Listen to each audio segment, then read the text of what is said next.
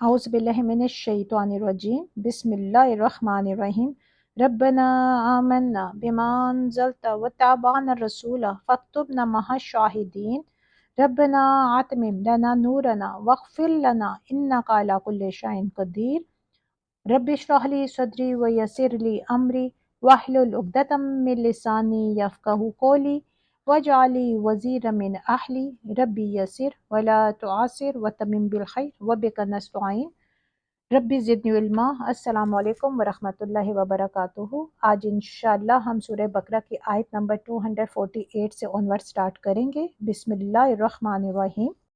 اور کہا ان سے ان کے نبی نے، بے شک نشانی اس کی بادشاہت کی یہ ہے کہ آئے گا تمہارے پاس وہ صندوق کہ اس پہ تسکین ہوگی تمہارے رب کی طرف سے اور باقی ماندہ اشیاء میں سے جسے چھوڑا آل موسیٰ اور آل ہارون نے، اٹھا لائیں گے اسے فرشتے، بے شک اس میں یقیناً نشانی ہے تمہارے لیے اگر ہو تم سب مومن۔ آپ کو یاد ہوگا پریویس لیکچر میں ہم نے پڑھا تھا کہ بنی اسرائیل کے جو سردار تھے انہوں نے اس وقت کے جو نبی تھے ان سے کہا تھا کہ اب آپ بوڑھے ہو چکے ہیں تو اب آپ ہمارے لیے ایک بادشاہ مقرر کریں تاکہ ہم اپنے لیے جنگ کر سکیں۔ پھر اللہ تعالیٰ نے ان کے لیے ایک بادشاہ مقرر کیا، طالوت۔ جب انہوں نے سنا تو ظاہرہ یہ سارے جتنے بھی بنی اسرائیل کے سردار تھے وہ بولنے لگ گئے کہ بھئی ان کی تو مالی حیثیت ہی اتنی نہیں ہے، وہ تو مفلس ہیں، تو وہ ہمارے بادشاہ کیسے مقرر ہوں گے۔ پھر اللہ تعالیٰ کی طرف سے ان کی طرف سے آیت آئی اور اللہ تعالیٰ نے انہیں بتایا کہ وہ علم میں بہت تم لوگوں سے آگے اور جسم میں بھی وہ بہت مضبوط ہے، یعنی یہ وہ بندہ ہے جو جنگ کے لیے اور لڑنے کے لیے سب سے موزوں ہیں۔ پھر اس کے بعد اب ایک اور آیت آئی جس میں اللہ تعالیٰ انہیں بتا رہے کہ طالوت کی امارت اور بادشاہی کی علامت کے طور پر وہ صندوق تمہارے پاس واپس آ جائے گا۔ اصل میں یہ تابوت سکینہ لکڑی کا ایک بہت بڑا صندوق تھا جس میں بنی اسرائیل کے انبیاء کرام کی تبرکات محفوظ تھے۔ یہودیوں کا یہ دعویٰ ہے کہ یہ صندوق اب بھی مسجد اقصیٰ کے نیچے سرنگ میں موجود ہے۔ انہوں نے بعض ذرائع سے فوٹو لے کے اس کی دستاویزی فلم بھی دکھا دی ہے۔ یہ تابوت سکینہ حضرت سلیمان علیہ السلام کے جو تعبیر کردہ ہیکل کے تہخانے میں رکھا ہوا تھا اور وہیں پر ربائی بھی موجود تھے۔ جب اس ہیکل کو منہدم کیا گیا تو وہ اسی میں دب گئے، وہ تہخانہ چاروں طرف سے پھر بند ہو گیا اور ظاہر پھر اس کی لاشیں اور تابوت سکینہ اس کے اندر ہی کہیں ہوں گے۔ تابوت سکینہ میں بنی اسرائیل کے لیے بہت بڑی ایک روحانی تسکین کا سامان تھا کہ ہمارے پاس حضرت موسیٰ علیہ السلام اور حضرت ہارون علیہ السلام کی تبرکات ہیں۔ اس میں عصای موسیٰ بھی تھا اور وہ الواح بھی جو حضرت موسیٰ علیہ السلام کو کوہ طور پر دی گئی تھی اور جن پر توریت لکھی ہوئی تھی۔ اس تابوت کو دیکھ کر بنی اسرائیل کو اسی طرح تسکین ہوتی تھی جیسے ایک مسلمان کو خانہ کعبہ کو دیکھ کر تسکین ہوتی ہے۔ اسرائیلیوں کو جب ان کے پڑوسی ملکوں نے شکست دی تو وہ تابوت سکینہ بھی چھین کر ساتھ لے گئے۔ پوری قوم نے اس عظیم سانیہ پر ماتم کیا، وہ پریشان ہو گئے، غمگین ہو گئے اور اسے بنی اسرائیل سے ساری عزت اور عصمت چھن جانے سے تعبیر کیا گیا، یعنی وہ سمجھے کہ یہ ان کے لیے بہت برا ہوا ہے تو اب ان کے لیے برا وقت شروع ہو گئے۔ چنانچہ اس سے کیا ہوا، ان کے حوصلے جو تھے وہ مزید پست ہو گئے۔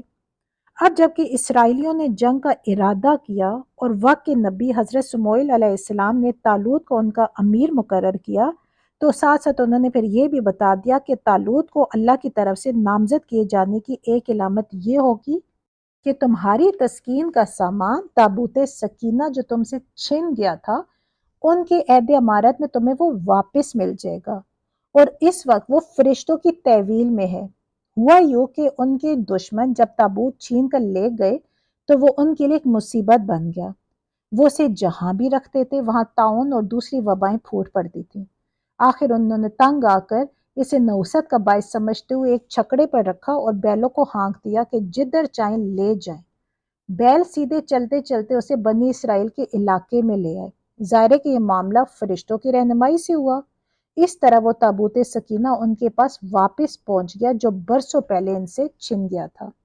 اب آیت نمبر 249 میں ہے، پھر جب نکلا طالوت لشکروں کے ساتھ اس نے کہا، بے شک اللہ تمہیں آزمانے والا ہے ایک نہر کے ذریعے، بس جس نے پی لیا اس سے تو نہیں وہ مجھ سے، اور جو نہ چکھے گا اس سے بس بے شک وہ مجھ سے ہے، مگر جو چلو بھر لے صرف ایک چلو اپنے ہاتھ سے، پھر ان سب نے پی لیا اس سے سوائے تھوڑے لوگوں کے۔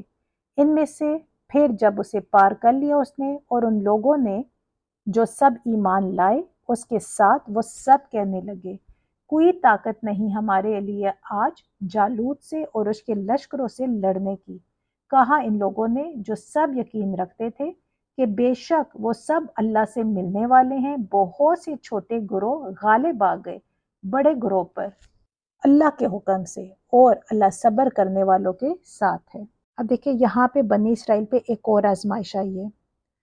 آپ اندازہ لگائیں پیچھے ہم جتنا بھی پڑھ چکے ہیں، بنی اسرائیل پہ جتنے امتحان آئے وہ تقریباً ہر امتحان میں فیل ہو جاتے تھے، باڑیاں بہت مارتے تھے، بڑے بڑے بول بولتے تھے، لیکن عملاً وہ کچھ نہیں کرتے تھے، وہ مکر جاتے تھے، وہ کسی امتحان میں کامیاب نہیں ہوتے تھے یا پھر ادھر ادھر کے راستے نکال لیتے تھے۔ اب جب انہوں نے پہلے بادشاہ مانگا، ظاہر اللہ تعالیٰ کو بذات خود یہ بات پسند نہیں ہوئی کہ دیکھیں بادشاہ تو اللہ کی ذات ہے، کامیاب کرنے والا جنگ میں اللہ کی ذات ہے، ناکام کرنے والا اللہ کی ذات ہے۔ اللہ تعالیٰ نے ان سے کہا کہ میں تمہاری مدد کروں گا، اس کے باوجود یہ کمزور تھے، یہ ڈرپوک تھے، یہ کہتے تھے کہ ہمارے دشمن بہت مضبوط ہیں، ہمیں ایک بادشاہ چاہیے اتنا تگڑا اتنا اسٹرانگ ہو جس کی سپرویژن میں ہم جنگ کر سکیں اور ہم جیت جائیں۔ پھر انہوں نے بادشاہ کی ڈیمانڈ کی۔ اندازہ ہوا جب اللہ تعالیٰ نے بادشاہ مقرر کیا تو اس میں بھی انہوں نے نقص نکالنے شروع کر دیے۔ پھر اللہ تعالیٰ نے ان کو تابوت سکینہ کا ایک خوشخبری سنائی کہ طالوت کے ذریعے آپ کو تابوت سکینہ بھی انشاءاللہ مل جائے گا۔ اب یہاں پہ ایک اور امتحان آ رہا ہے۔ اصل میں دیکھیے ہر کمانڈر کے لیے ضروری ہوتا ہے کہ کسی بھی بڑی جنگ سے پہلے وہ اپنے ساتھیوں کے جوش اور جذبے کو، اس کے عزم کو، حوصلے کو وہ پرکھے، ڈسپلن کی حالت کو چیک کرے کہ ان کے اندر ڈسپلن کتنا ہے۔ چنانچہ رسول اللہ صلی اللہ علیہ وآلہ وسلم نے بھی غزوہ بدر سے پہلے مشاورت کی تھی کہ مسلمانوں، ایک طرف جنوب سے کیل کانٹے سے لیس ایک لشکر آ رہا ہے اور دوسری طرف شمال سے مال اور اسباب سے لدا پھندا ایک قافلہ آ رہا ہے۔ اللہ تعالیٰ نے وعدہ فرمایا کہ ان دونوں میں سے ایک تمہیں ضرور ملے گا، بتاؤ کدھر چلیں؟ کچھ لوگ جو کمزوری دکھا رہے تھے انہوں نے کہا چلے پہلے قافلہ لوٹتے ہیں۔ جو لوگ باہمت تھے انہوں نے کہا حضور جو آپ کا ارادہ ہو، جو آپ صلی اللہ علیہ وآلہ وسلم کی منشا ہو اور آپ اس کے مطابق فیصلہ فرمائیے، ہم حاضر ہیں۔ تو یہاں بھی طالوت نے اپنے لشکریوں کو ٹیسٹ لیا ان سے کہ وہ میرے حکم کی پابندی کرتے ہیں یا نہیں کرتے۔ یعنی اللہ کی طرف سے انہیں حکم اب دیا گیا کہ آپ لوگوں نے وہاں پہ جو نہر آئے گی اس میں سے پانی نہیں پینا، ہاں بہت مجبوری ہو تو ایک ادب چلو بھر پانی پی سکتے ہیں، لیکن آپ نے خوب جی بھر کے پانی نہیں پینا۔ لیکن یہاں بھی وہی ہوا، انہوں نے خوب جی بھر کر پانی پی لیا۔ کچھ ہی تعداد، قلیل تعداد ایسی تھی جنہوں نے پانی نہیں پیا۔ واضح رہے کہ سب سے پہلے دیکھیں اسکریننگ تو اس کی آلریڈی ہو چکی تھی کہ ان میں سے جو قتال ہی کے منکر ہو گئے تھے وہ پہلی الگ ہو چکے تھے۔ اب یہ دوسری چھلنی تھی، جو اس میں سے بھی نہیں نکل سکے وہ پانی پی کر بے سدھ ہو گئے۔ یہ ایسے ہی ہے جیسے غزوہ احد میں رسول اللہ صلی اللہ علیہ وآلہ وسلم کے ساتھ 1000 آدمی مدینہ منورہ سے نکلے تھے اور پھر عین وقت میں 300 افراد ساتھ چھوڑ کر واپس چلے گئے تھے۔ اب صرف طالوت اور ان کے کچھ ساتھی جو ایمان پر ثابت قدم تھے انہوں نے دریا کو پار کیا۔ جالوت ایک بہت بڑا قوی ہیکل گرانڈیل انسان تھا۔ ذرا بختر میں اس کا پورا جسم اس طرح چھپا ہوا تھا کہ سوائے آنکھ کے سوراخ کے جسم کو اور کوئی بھی پارٹ، کوئی حصہ اس کا کھلا ہوا نہیں تھا۔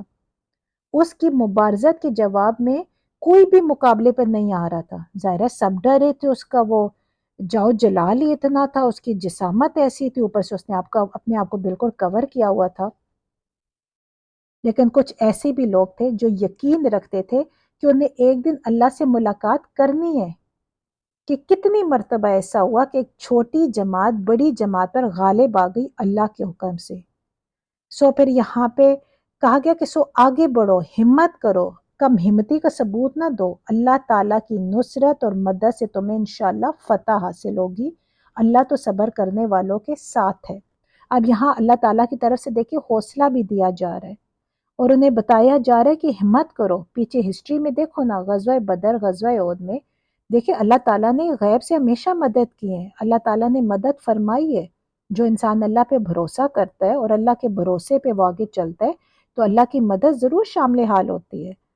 اب دیکھیں نا ان کی زندگی میں کتنے امتحان ہیں اور کس طرح میجورٹی جو ہے وہ امتحانوں میں فیل ہو جاتی ہے، صرف کمزوری کی وجہ سے، کم ہمتی کی وجہ سے، اپنی جان اور دنیا سے محبت کی وجہ سے، مال سے محبت کی وجہ سے. آج دیکھیں آج بھی تو یہی ہو رہا ہے نا. ہم دیکھیں مسلمان پوری دنیا میں کہاں پہنچ گئے ہیں، کیا ایک رتبہ تھا مسلمانوں کا. الحمدللہ جو سچے مسلمان ہیں ان کا رتبہ تو اللہ کے نزدیک دنیا اور دین آخرت سب میں اچھا ہے. لیکن اگر انٹرنیشنل لیول پہ اس ٹائم کمپیئر کیا جائے تو پڑھائی کے پوائنٹ آف ویو سے، اٹھنے بیٹھنے، کلچر، یعنی ایٹیکیٹس کے لحاظ سے، ترقی کے لحاظ سے، کسی اچھی پوسٹ پہ ہونے کے لحاظ سے مسلمان کدھر پہنچ گئے. دنیا کہاں سے کہاں پہنچ گئی ہے، ہم وہیں رہ گئے صرف اپنی سستیوں کی بنا پر. ہم نے جتنا راج کیا دنیا پہ اتنے ہی ہم سست ہو گئے. وہ میرا خیال ہے وہ جو کچھ وہ راج کرنے والے جو جراثیم تھے نا، وہ جرمز ابھی بھی ہمارے اندر موجود ہیں. بادشاہتیں تو رہی نہ رہی لیکن ہمارے اندر وہ جو آرام کرنے کے، عیش و عشرت کرنے کے، عیاشیاں کرنے والے جو جرمز ہیں وہ ہمارے اندر ویسے ہی موجود ہیں. ہم ابھی بھی عیاشیوں پہ زندگیاں گزار رہے ہیں، الحمدللہ کما رہے ہیں، لٹا رہے ہیں، سب کچھ کر رہے ہیں. واحد ہم کیا نہیں کرے، دین کے لیے کچھ نہیں کرے، اپنے لیے، اپنے دین کے لیے، اپنی اولاد، اپنی آنے والی نسلوں کے لیے ہم کچھ نہیں کر رہے. سستی کر دیتے ہیں. آج تو بڑا چاہیے میں آج نہیں کل سے، کل نہیں، وہ بھی اسے جسے ہدایت مل رہی ہوتی ہے. بعض کو تو اللہ تعالیٰ معاف کرے ہدایت ہی نہیں ملتی، وہ تو دنیا میں مگن رہتا ہے. لیکن بعض ایسے ہیں جنہیں ہدایت انہیں سامنے نظر آ رہی ہوتی ہے تو بعض دفعہ لوگ سستی. اللہ ماشاء اللہ بہت بڑے نیک نیک لوگ ہیں جس سے ماشاء اللہ دیکھیں دنیا میں اسلام اور پھیل بھی تو رہا ہے الحمدللہ. لیکن بہت سے ایسے جنہیں ہدایت نظر آ رہی ہوتی ہے لیکن سستی میں، کائلی میں، دنیا کی محبت میں. آج نہیں تو کل، انشاءاللہ کل سے شروع کریں گے. ہم اپنے آس پاس دیکھتے ہیں، سب سے پہلے تو آدمیوں کو دیکھ لیں. جمعے کی نماز ہم پڑھتے ہیں نا، انشاءاللہ عمرہ کر کے آیا تو داڑھی رکھوں گا، انشاءاللہ حج کر کے آیا تو داڑھی رکھوں گا. داڑھی فرض نہیں ہے، پہلے بتا دو، سنت ہے. لیکن الحمدللہ مرد کی تو ایک پہچان بھی داڑھی ہے نا، دیکھیں، اور سنت ہے. جو انسان اپنی نبی کی سنت پہ عمل کرتے وقت پراؤڈ فیل نہ کرے تو پھر مجھے بتائیں کیا فائدہ کہ ہم فارنرز کو دیکھ کے، ہم باہر کے لوگوں کو دیکھ کے جو کلین شیو ہے آپ ان سے امپریس ہو جائیں اور ہم داڑھی نہ رکھیں. اس کے وجہ یعنی اس کا مطلب تو یہی ہوا نا کہ ہم اپنے دین سے بہت دور ہیں. ہمیں اپنے صحیح معنوں پہ جو ہمارے ہیرو ہیں، صحیح معنوں پہ جنہیں ہم نے فالو کرنا ہے، جن کی وجہ سے ہماری دنیا اور ہماری آخرت اچھی ہونی ہے، ہم انہیں ایک سائڈ میں کر دیں تو ہم دنیا کی محبت کو آگے لے آتے ہیں. میں پھر کہہ رہی ہوں یہ نہیں کہ داڑھی فرض ہے، داڑھی نہ بھی رکھو تو کوئی حرج نہیں ہے، لیکن سنت کے مطابق بہت سی ایسی چیزیں جو سنت کے مطابق ہے لیکن ہم نہیں کرتے. ہاں وہی والے سنت والے طریقے اگر باہر جتنے بھی کفار ہیں وہ اگر نان مسلم کرنا شروع کر دیں نا تو ہم بہت کانفیڈنٹ ہو کے اسے فالو کریں گے. اب دیکھیں اس ٹائم جو ہمارا ایک حلیہ ہے نا، جیسے اب ہمارے پاکستان کا جو آج کل کلچر بن رہا ہے، بہت ماڈرن بنتے بنتے بنتے ان کی تقریباً ڈریسنگ جو ہے وہ بالکل ہی ختم ہوئی جا رہی ہے، بالکل ہی وہ نان مسلمس والی ہوئی جا رہی ہے. اب یہیں پہ کل یقین کریں نان مسلمس اپنے آپ کو نا پراپر ایک اسلامک پوائنٹ آف ویو سے جیسے ایک اچھی ڈریسنگ ہونی چاہیے، اپنی پوری باڈی کور ہونی چاہیے، ایسے وہاں پہ ٹرینڈ وہ نکال لینا کہ یہ اب یہ 25 اب چل رہا ہے نا، 2025 ہے. اب یہاں پہ اگر یہ لیٹسٹ یہ اگر ٹرینڈ چلے گا کہ پراپر ایک بہت اچھی ڈریسنگ، ایک موڈسٹ ایک حلیہ ہونا چاہیے، اب یقین کریں مجھ سمیت ہر بندہ نا اسے فالو کرے گا. ہماری کمزوری یہ ہے کہ ہم دین کو فالو کرنے کی کوشش نہیں کرتے، ہم نان مسلم کو فالو کر کے نہ بڑا پراؤڈ فیل کر رہے ہیں کہ ہم تو بڑے ماڈرن ہو رہے ہیں، اپ ڈیٹ ہو رہے ہیں. یہ کیوں؟ ہماری ایمان کی کمزوری ہے. مزہ تو یہ آتا ہے کہ ہم اتنے خوبصورت انداز میں اپنے دین کو پیش کریں کہ نان مسلمس بھی ہم سے امپریس ہو. اور الحمدللہ نان مسلمس کو دیکھا جائے تو ہمارا کلچر زیادہ پسند ہے، جو یہاں آتے ہیں وہ ہمارے اولیے لے کے چلتے ہیں جو اچھے والے ہوتے ہیں اور ہم لوگ انہیں اڈاپٹ کرنے کی کوشش کرتے ہیں. صرف ہمارے اندر احساس کمتری ہے. وہ کیا کہتے ہیں کہ آدھا تیتر آدھا بٹیر والی بات ہو گئی. ہم تو نہ مسلم رہے نہ نان مسلم رہے. نام سے دیکھا جائے تو پیپر ورک میں تو ہم مسلمس کنسیڈر ہو رہے ہیں لیکن ہماری حرکات مسلمس والی نہیں ہے. ہماری حرکات مسلمس والی تب بھی ہوں گی جب ہم پریکٹیکلی دیکھیں. پہلے تو ہوگا کہ ہمیں علم ملے اور پھر علم حاصل کرنے کے بعد ہم اس سے پریکٹیکلی بھی اس کے اندر ہم گھسے، پریکٹیکلی ہم اسے پرفارم کر کے دکھائیں کہ یہ ہمارا دین ہے. سیکھ تو لیں گے ہم، لیکن جب ہم پریکٹیکل لائف میں آتے ہیں تو ہم ہر وہ کام کرتے ہیں جو ہمارے دین کے خلاف ہوتا ہے، تو کوئی فائدہ بھی نہیں ہے. اب یہاں بھی یہی حالات ہے. انہیں معلوم تھا کہ اللہ نے ان کی مدد کرنی کرنی ہے، اللہ نے بادشاہ مقرر کر دی ہے، تو ظاہر ہے اللہ نے انہیں کامیابی بھی دینی ہے. لیکن اس کے باوجود یہ لوگ ڈگمگا گئے، یہ ڈر رہے تھے. بہت سے لوگ پانی سے منع کیا گیا، انہوں نے پانی پی لیا. کیوں؟ کیونکہ انہیں اللہ پہ بھروسہ ہونے کے ساتھ ساتھ ان کے ایمان کی لیکن کمزوری بھی تھی. یہ اس لیول کا بھروسہ نہیں کرتے جتنا ایک مسلم کو اپنے اللہ پہ بھروسہ ہونا چاہیے. جو بچہ پیدا ہوتا ہے، جس بچے کو سمجھ ہی نہیں ہوتی، اس کے باوجود اسے معلوم ہے کہ میں نے رونا ہے، میں نے دودھ پینا ہے، مجھے دودھ کہاں سے ملے گا. آپ خود سوچیں، اللہ تعالیٰ ایک ماں کے پیٹ میں ایک بچے کو جب 9 مہینے رکھتا ہے، اسے کیسے پالتا ہے. یہ میرے اللہ کا کام ہے جو رب ایسے ایسے کام کر سکتا ہے. ہمیں نہیں معلوم. ایک بچہ پیدا ہوتے اس کے اندر دیکھیں پورا پراپر ایک، اس کے اندر لنگس دیکھیں، اس کے اندر آپ کڈنی دیکھیں، ہارٹ دیکھیں، ہر چیز پراپر وے میں خود ہی بڑھ رہی ہوتی ہے. کون انسان ہے جو اس کے اندر ایک ایک چیز وہ ڈال رہا ہوتا ہے؟ کوئی بھی نہیں. یہ میرے اللہ کے کام ہے. اللہ تعالیٰ جو انسان کو پیدا کر سکتا ہے وہ کچھ نہیں کر سکتا، وہ سب کچھ کر سکتا ہے. سب کچھ اس کے ہاتھوں پہ. صرف یہ کہ عقیدہ مضبوط ہونا چاہیے، اللہ پہ بھروسہ ہونا چاہیے. محنت ضرور ہے، یہ نہیں کہ محنت ہی نہ کرو، گھر بیٹھ جاؤ اور ریسٹ کرتے رہو. بھائی اللہ نے کہا ہے کہ میری مدد کرے گا. اللہ مسلمانوں کی کہ اللہ ہر بندے کی مدد کا اللہ نے وعدہ کیا ہے. میں بیٹھوں گا خود ہی کھانا تیار ہو کے آ جائے، نہیں. محنت کرنی ہے، مشقت کرنی ہے، بھروسہ اللہ پہ ہونا ہے. اگر جائز کام ہے تو انشاءاللہ اللہ ضرور اس پہ مدد کرے گا. اب آیت نمبر 250 میں ہے، اور جب سب آمنے سامنے ہوئے جالوت کے اور اس کے لشکروں کے، وہ سب کہنے لگے اے ہمارے رب فیضان کر ہم پر صبر کا، اور جما دے ہمارے قدم میدان جنگ میں، اور ہماری مدد فرما تمام کافر قوم پر.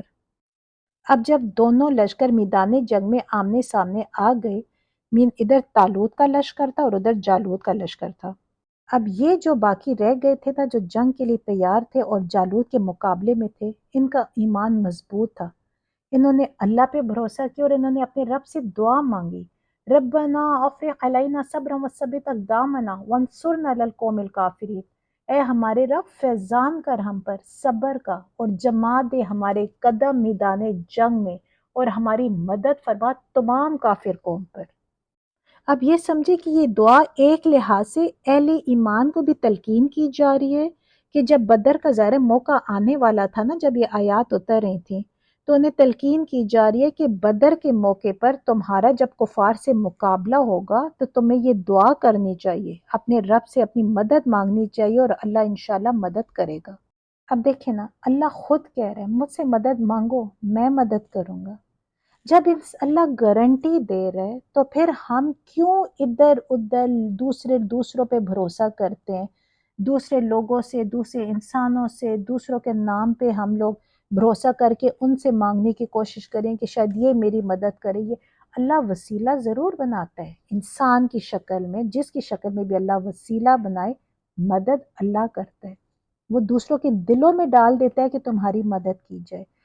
کسی کے اندر اتنی ایبیلٹی نہیں ہے کہ اگر میرا رب نہ چاہے وہ انسان وہ کام کر دے. ہاں، میرا رب چاہتا ہے تو وہ کام ہوتا ہے.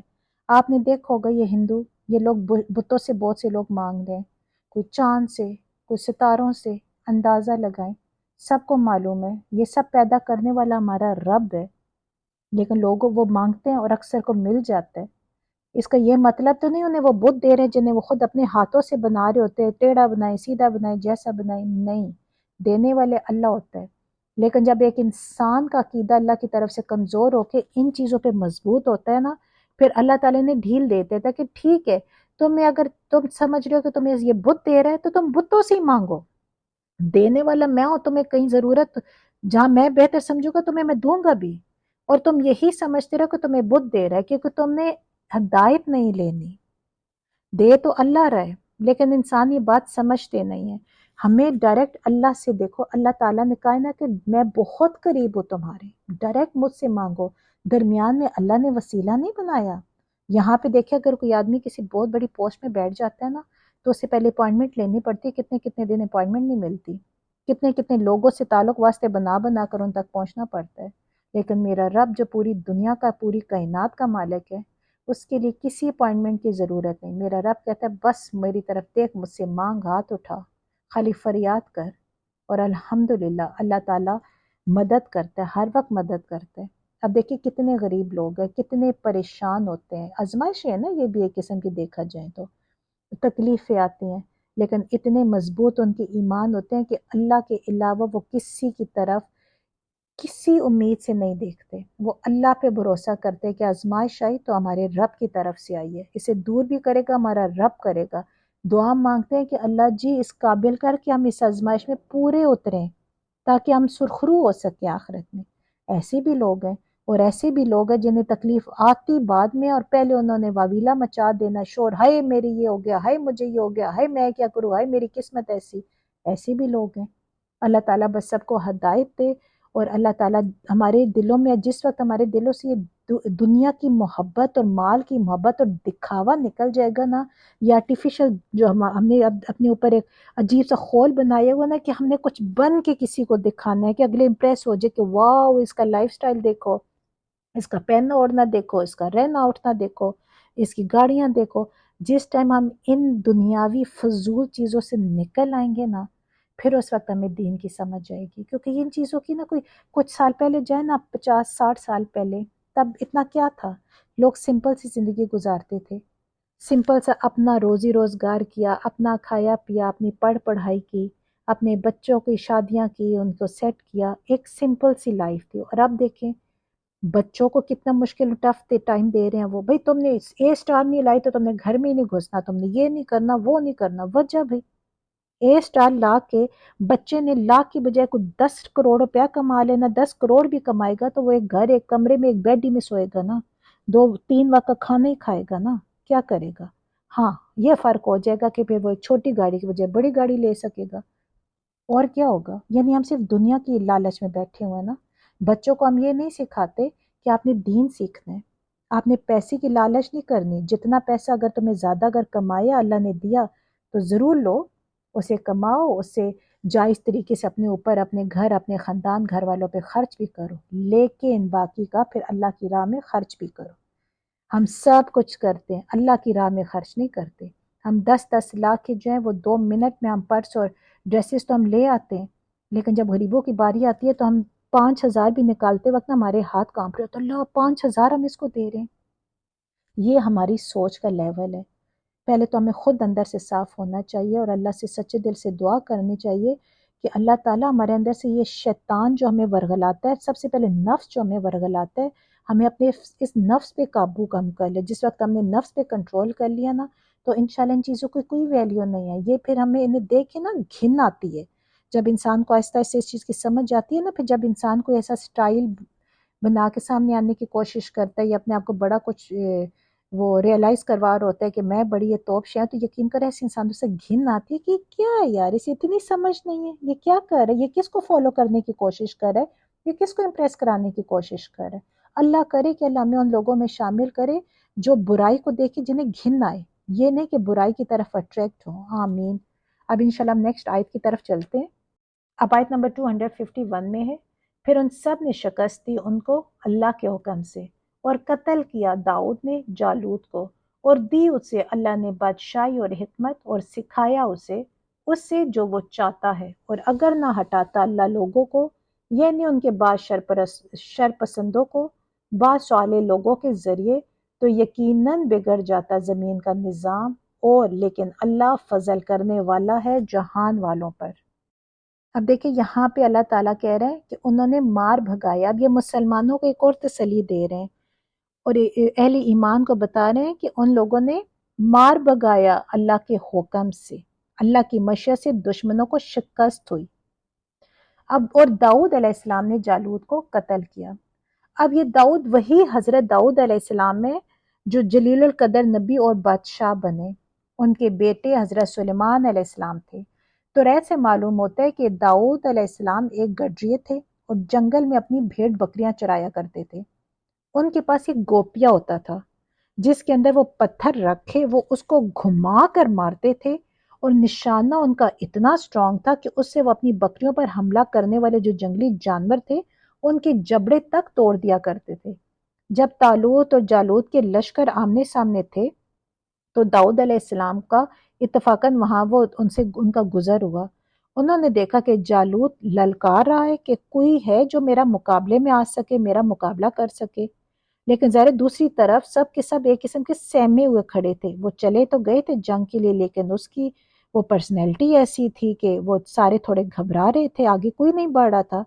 یہ دیکھ کر ان کی غیرت کو جوش آیا، انہوں نے طالوت سے اس کے مقابلے کی اجازت مانگی اور کہنے لگے میں تو اپنے گوپیے سے شیروں کے جبڑے توڑ دیا کرتا ہوں، بھلا اس نامختون کی کیا حیثیت ہے؟